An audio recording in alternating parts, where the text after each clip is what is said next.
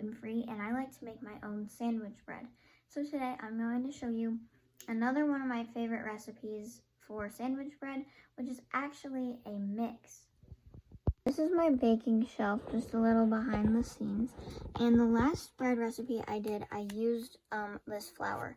But today, this is my absolute favorite gluten-free bread in the whole world. It's the best one I've ever tasted. So let's make this together.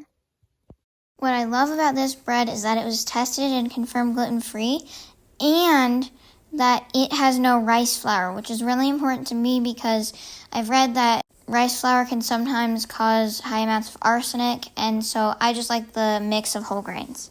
So first for this recipe, here's all of the ingredients I'm using. All you need is literally the bread mix, some hot water, 3 egg whites, 1 whole egg, and some avocado oil. You can use a bread mixer, but I always make mine by hand. So first, I just opened up the bread mix, and I love that it comes with everything I need inside except for the wet ingredients. So there's already a yeast packet inside, which is great.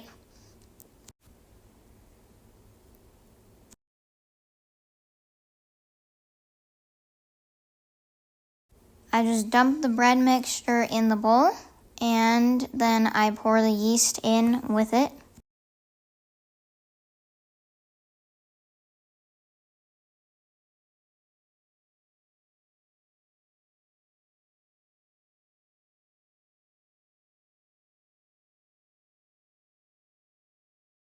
And with the yeast, you need 1.5 cups of warm water. So I just measured it out with, I tested the water with my hand to see if it was the right temperature, just poured it in.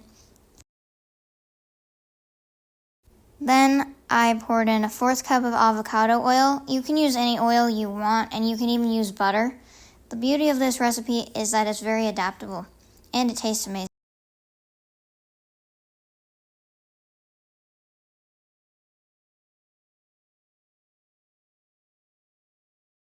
And then I just poured in 1 whole egg and 3 egg whites. And then I just mixed it all up. I love how everything gets added into the bowl all at the same time, and there's no separating of wet and dry ingredients. It's a very straightforward, easy recipe that I made literally in 10 minutes. Then I just took my bread pan and I greased it with Pam first, and then I also lined it with parchment paper just to make sure that the bread can come out nice and easily and doesn't stick to the pan. Here it is. Look at that beauty. Now I just sprayed it with some more cooking spray and put plastic wrap on top.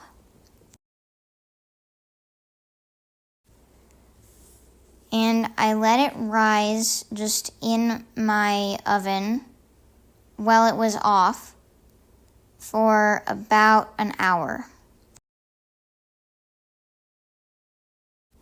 Then I preheated my oven to 350. And here it is all nice and risen. Look how thick it got.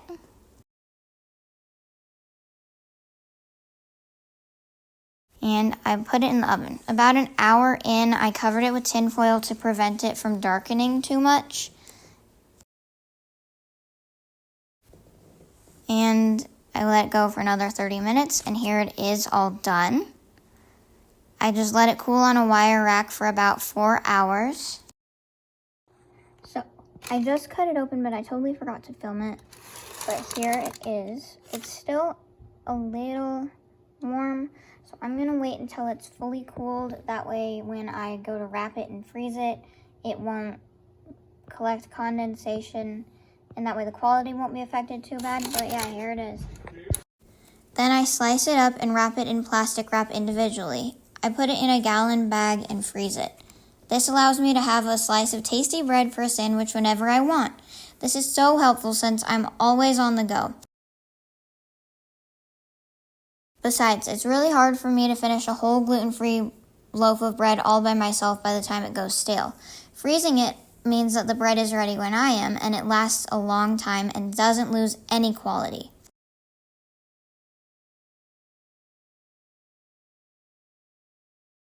Another thing I love about this bread is that it has the perfect amount of xanthan gum, so you don't have to worry about adding too much or too little. It tastes really good, it's fluffy yet dense, and it's not gummy.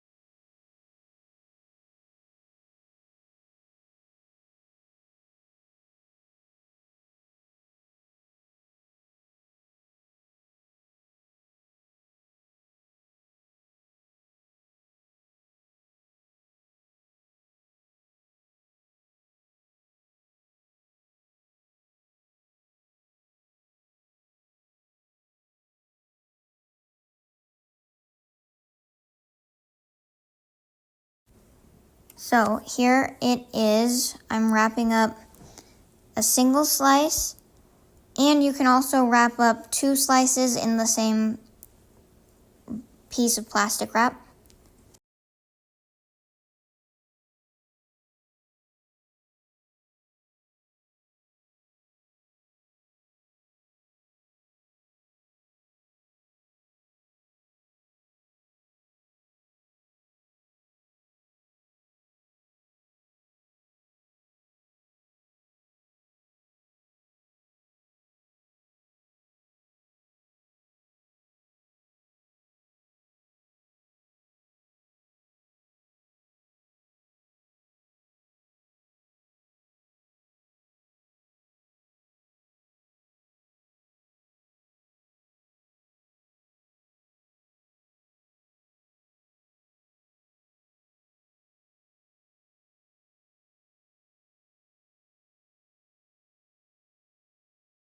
So here I am wrapping up 2 pieces.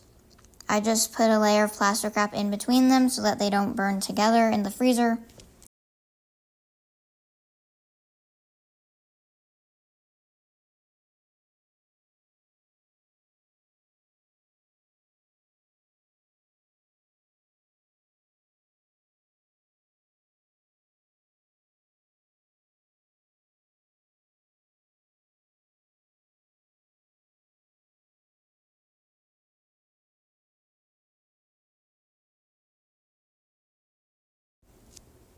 And that's it. Easy peasy for a whole loaf of bread that tastes amazing and lasts a long time in the freezer without losing quality. Bob's Red Mill Wonderful Bread is a game changer for gluten-free folks. It's delicious, it's easy to make, and it's perfect for meal prep. Let me know in the comments if you've tried this recipe or if you have any other gluten-free favorites. Don't forget to like, subscribe, and hit that notification bell for more gluten-free recipes and tips. See you in the next video.